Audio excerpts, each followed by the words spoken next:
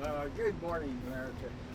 Good morning, Mr. I hope ABC doesn't sue me on the trademark. Let me do just a couple of things for you, then we'll take your questions. Because I came out this morning to talk to Maria Bartiromo on Fox Business for a very specific reason. There's been a lot of news in the world, and one of the things that happened this week, which was really important, that didn't get virtually any ink, was an increase in tariffs on aluminum and steel from 25% to 50%. And that's really important for this country because steel and aluminum are critical to our national security. And President Trump began the process of reviving those two industries back in his first term, but Joe Biden let that go by the wayside. We lost two major smelters in the aluminum industry, which is a lot, during Biden's regime. And then the steel industry, we've seen a dramatic fall in its capacity utilization. Its profitability was negative in the fourth quarter of 2024, and we can't tolerate the problem that we're facing. I mean, you may think 50% tariffs is high, but the problem we've been facing is that we have so much overcapacity of steel in the world because of China. China is by far the most massive steel producer. What China has been doing is dumping that steel in the market, and they do it directly, but they also do it through what's called transshipping. And if you know this term, it's basically when China uses other countries to ship and avoid tariffs and things like that into this country. In this case, one of the worst offenders is Vietnam. We saw this is like interesting math. We saw Vietnam's deficit with China go up by about $16 billion last year. It surged to the highest on record. And at the same time, its surplus with the United States surged up to $12 billion. So you can see kind of what's going on. And if you look at the different products, the rebar, the standard pipe, the oil country tubular goods stuff with steel, it's all coming in from Vietnam. It's coming in also from Korea, Taiwan, Japan. And so this action by President Trump is really important.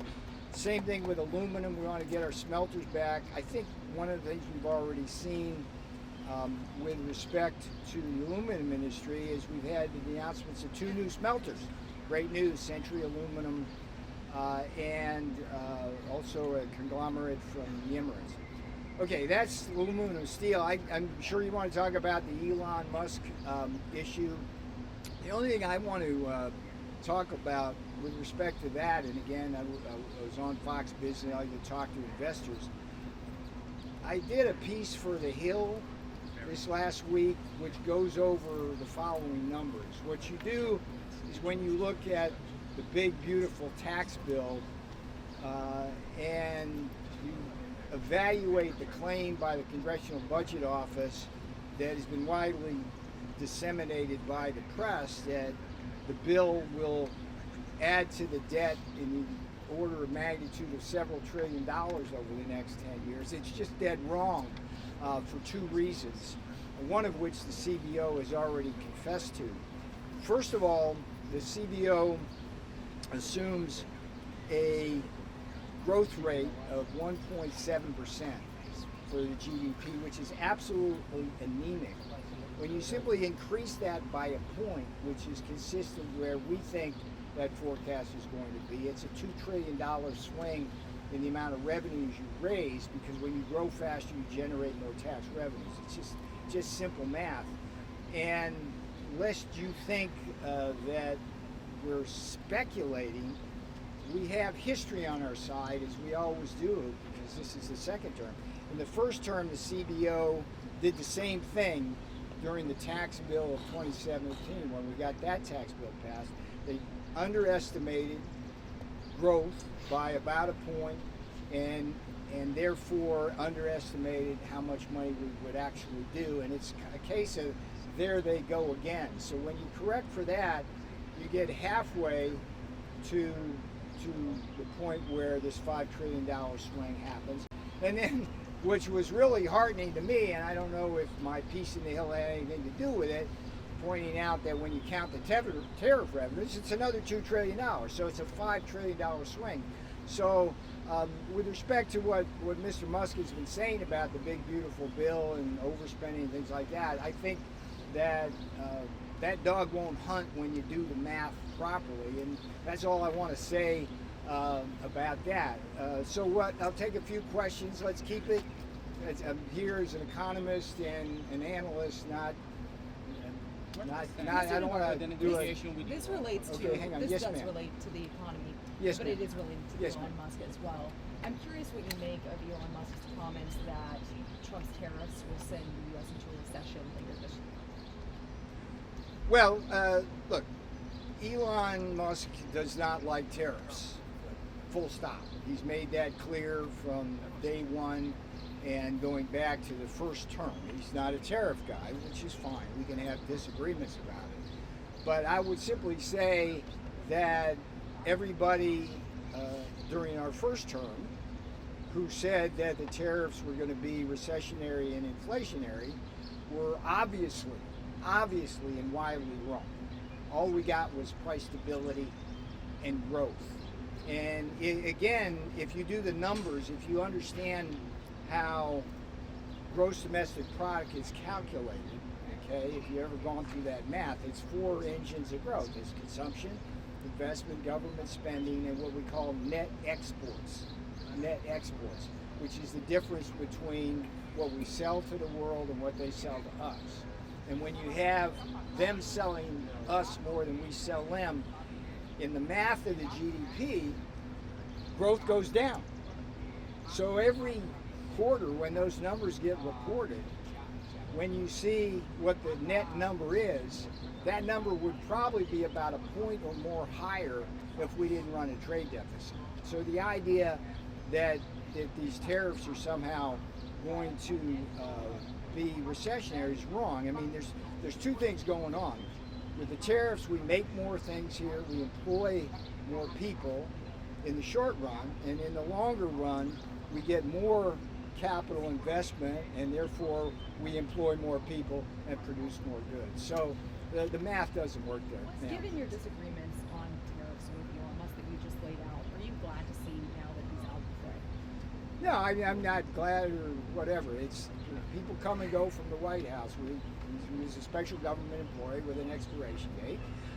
I work with the Doge folks a lot here, and I've got a very special project, which at some point I'll come out here and talk about with them, which has been great. We've gone into one particular agency, and we've taken a computer program that's very important, that is run like a 1950s IBM punch card operation at great expense to the American people, and we're going to turn that from a Model T into a Ferrari, and it's going to transform a bunch of people's lives and save American taxpayers a lot of money. So that's good. Which program? Didn't I just tease you and say I'd be out here again? And you had to try. What's the Stay timeline? tuned. Okay, so do you have a question, ma'am? The falling out that we've seen on social media impact Doge efforts to capture? No. Look, waste, fraud, and abuse, unfortunately, is alive and well in America, and the Doge folks here, they're good folks, and when you work with them and bring to them the institutional knowledge of how bureaucracies work and what's important in a bureaucracy and what's not, when you wed that, it's a great thing. So we're happy. I had my piece on Elon. I'm happy to talk about other things, but that one's over. Yes, ma'am. Just a status update on the trade talks with other countries. Yes, and when ma'am. we can I expect to never see thought next you all would ask. There was a very good phone call yesterday. It ran about 90 minutes between the two presidents of the greatest economic power in the world, the United States, and one of the two most populous countries in the world.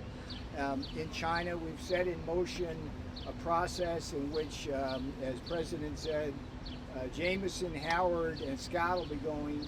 That's Secretary of Commerce Lutnick, Secretary of of the Treasury, Scott Besson, and new United States Trade Rep Jameson Greer, and there was a clear mandate between and understanding between the two presidents, and we expect that meeting will take place within 7 days, and either I or more likely Scott, Howard, and Jameson will come out to the sticks and let you know, or the president will let you know about it.